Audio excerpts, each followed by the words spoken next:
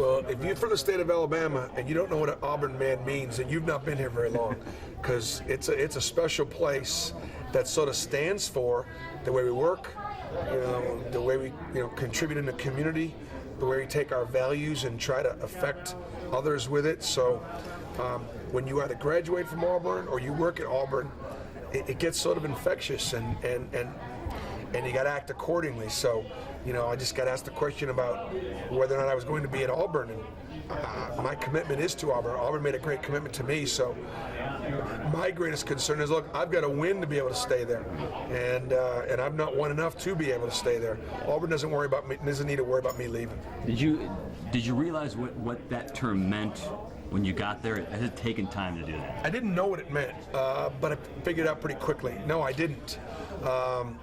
And I'm glad I do. That's why it's such a great fit, because when you're the basketball coach at Auburn, it's almost a bit of a ministry, more than it is just coaching and teaching. And I could talk about God in my locker room. I could talk about it publicly. I can, for better or worse, wear it on my sleeve, and I don't get criticized for it. And that doesn't exist in a lot of places in the country. So for me and my family and our faith, it's a really good fit. I know as a coach you're never going to make excuses for anything that happened in a season, because everybody gets injuries, everybody gets academic things, issues that you've dealt with this year. With that said, though, is the season different now than it was in your mind when it started, what you thought you were going to have this year? Yeah, I thought that this could be a year we could make another step. From a standpoint of, last year with the smallest roster in college basketball, we kind of hung in there, had some great wins, and made that run in the SEC tournament. 3 wins in 3 days, hadn't won 3 games in the SEC tournament since '85. So, and I did think with some pieces that we had recruited and things like that this could have been a year we could have made another step. Now, we were still picked 10th out of 14, so nobody picked us to go to the tournament or anything like that. But yeah, it's been a difficult situation getting down to 7 or 8 scholarship guys, and particularly having lost all those guards, and yet, we've done some things this year, beating Kentucky for the first time in 18 years, and beating Tennessee since the first time since I was coaching there. We just got our 3rd win over Arkansas at Bud Walton Arena. There's been a lot of really positive things. It's just that, our roster and some of the challenges have prevented us from putting it all together. Because you were a 13 seed last year in that tournament.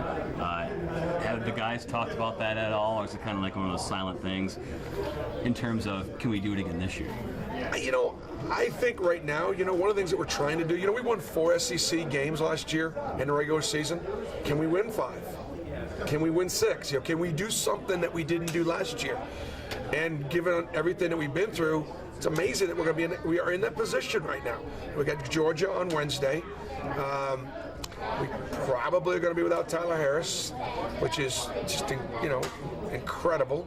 But he sustained a concussion. He's doubtful, and we got to find a way. So we just take a look at that next game and see if we can get our 5th conference win. Because you're going to have a lot of experience coming back next year. What are these guys learning about themselves now that's going to help them in the future? Well, I think for the first time next year, I will have a number of players back. And that's when the rebuilding starts. Next year, there's a chance we'll have 9 or maybe even 10 freshmen and sophomores. We'll be deeper, we'll be talented, but we will then be a young team. But we'll be built with some pretty good quality young players.